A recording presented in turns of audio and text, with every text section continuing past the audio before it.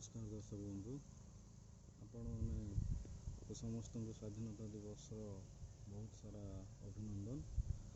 आपण देखुं Deepak biofloc fish farming Baleswar Odisha.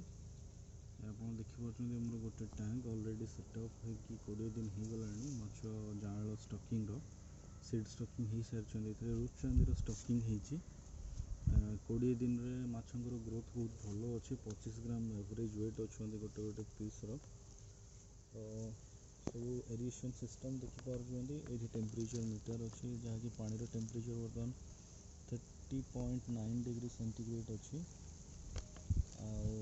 बाकी मोर एरिएशन सिस्टम सेपटे अच्छी देखिपे जोटा कि मोर पीवीसी पाइप रे एयर कंट्रोल लगिकी पाखर देखीदवा।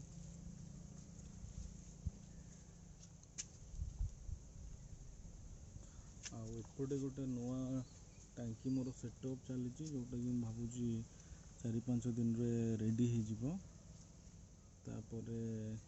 भी सीड स्टॉकिंग हम आई जो टांकी आप देखुं मोर यार आउटलेटा से पटे अच्छी एपटे मोर आउटलेट अच्छी मोर पानी टा बाहर करे एपटे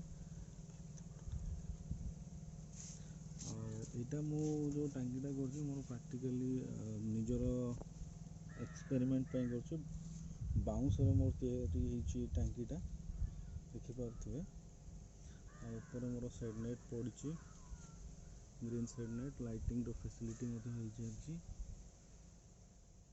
तो ये हूँ Deepak biofloc fish farming Baleswar Odisha channel first video. आशा कर समस्ते बहुत सारा लाइक करेंगे आ समस्ते चैनल को सब्सक्राइब करेंगे।